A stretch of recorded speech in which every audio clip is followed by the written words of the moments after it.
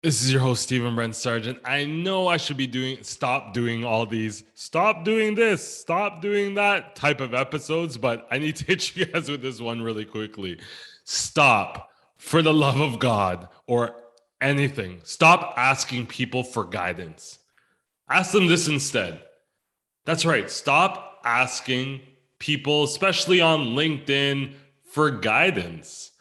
Ask them this instead. And this is something that my coach in the con taught me. This is something that I practice always before, because I know what happens. You see somebody, let's just say on LinkedIn or Instagram, and they must be somewhat influential because you're attracted to them in some way, whether you're hoping that they can help you with a job or increase your knowledge, or you see that everybody else is attracted to this person. So you get the fear of missing out and you want to be close to them because either they're putting out content or they're doing something that makes you want to go and ask them for help in some way. But what the mistake with doing that is, it may not be a mistake, but I think what's very effective that you should be doing is stop asking them for guidance. Ask them what their values and beliefs are instead, because it's their values and beliefs that actually guide them even in their career. So what happens when you ask somebody for guidance? The majority of the time is they're going to give you the exact steps they took for success. Now, that looks different for every person. If you ask me, I'm going to tell you, create podcasts, create content, do videos. If you ask Susan Ismaili, she's probably going to say, create a hub for people to go to events and then do webinars and then do your own courses, right? If you went to Peter Bork, he'd probably say work for 30 years in the industry and gain knowledge. If you went to Rodney or Amber, they'd say, hey, get your hands dirty, go to conferences, use the tools, buy crypto. Everyone's going to probably give you what has made them personally successful. But the one thing that all these people have in common is they were able to execute because of their beliefs and their values, right? I could tell you exact game plan I do to make a certain amount of money. I give it to you every day. These are all my thoughts right now, are things that I use to execute on, but you're not going to do them. The reality is you're not going to create your own podcast. As much as I scream at you to create content, you're probably not going to do that either, because you have some paradigm around that. Either you're nervous or you're insecure. You don't like the way you look on video. You feel like you don't have anything to talk about. You're not smart enough. You don't have enough experience. There's hundreds of reasons why you tell yourself these things. So what are you asking people for guidance for if realistically you're not going to take that guidance that they give you and execute it in any way, or at least a far majority of you aren't? But we see the small percentage of people that understand that other person's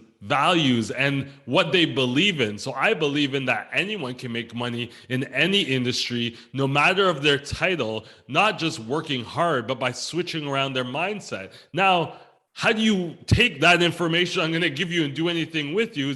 You'd have to then adjust your mindset too. This is why I tell people that coaching is super important. It's not going to maybe not change your whole world, but it's going to change the way you start thinking, and then your world will actually change to form to the way you think, to form to your new values and your new beliefs. But I think people that ask for guidance are really, truly just asking for an easy answer. They're hoping that you can give them something, a job, some kind of secret pill or magic pill that's going to change. It's like asking somebody like, hey, give me guidance about getting in shape. Well, I'm going to tell you what I did. The more than likely, you're not going to do what I did. You're not going to spend $400 to $500 a month on a body composition expert. You're going to come up with reasons why that's too expensive and why you're not sure if you can do it, or you don't believe that you're going to get results. But it's not about the doing. It's not about paying for that person. It's about your mindset. My mindset around that is that I'll invest in a good coach when it comes to my mind, and I'll invest in a good coach when it comes to my body, because I know the dividends it pays, and I think about money differently. You think $500 is a lot, but if I invest in a good mindset and success coach at, let's just say, $10,000, and that person's able to help me just earn in 1 year $40,000, to me, that's a good investment, especially when I can take that and continuously make $40,000 or more as I go along. It's not about the things. You don't need guidance. You need to change your beliefs. You need to change your values. You need to change your mindset and your paradigms. And hiring somebody to help you do that, as long as you know they can guarantee results, I think is huge. And we have to start thinking for ourselves, to be quite honest. We have to go do and try things. I can tell you what to do, but if you do something completely different, you may find an even better way than what I'm teaching you. You may learn on your own what you actually want to do and what you like to do. And isn't that the most important? You might go on your own journey. Me telling you what to do, everyone's looking to be led. I think Claudius made a comment about this in the post. You know, everyone's looking for a guru or a mentor. You have to go do the work. You have to go learn on your own. Because even if I give you, it's like in math. I remember in high school, I had this one friend and he got all the answers to the math test. And he was feeling so good about it. He's in the bathroom showing everyone. Everyone was so hyped, like, yeah, I'm going to go murder. And you know what? He still failed the exam. You know why he failed the exam? Because math, there's formulas, and the answer is only one piece of the puzzle. Working through the equation holds more weight than just getting the right answer. So you're asking people for the right answers without working through the equation and learning things on your own and being able to adapt to things on your own. And that's why, although you have the right answers, you're not getting the same results as that person, is because you haven't gone through the equation. You haven't gone through your own journey. And it doesn't matter what guidance they give you, you can't be successful just listening and getting answers from people. What makes my performance coach is that she's not giving us the answers. She's asking us the questions. So she's asking, what do you want? You're giving the answer.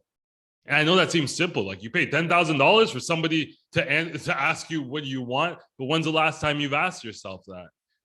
When's the last time you asked yourself, what do I want? Not what can Steven tell me, or what can Susan or Peters or Ambers of the world tell me. What do I want to do? What do I like doing? What do I enjoy? What wakes me up? What gets me excited? Start thinking about that. Before you ask people for guidance, maybe think about, what do I want to do?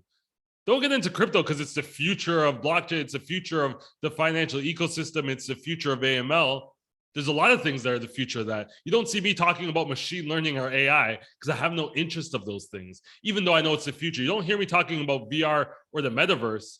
Well, a little bit about the metaverse. But you don't hear me like, on the Oculus jumping into the metaverse to attend an event.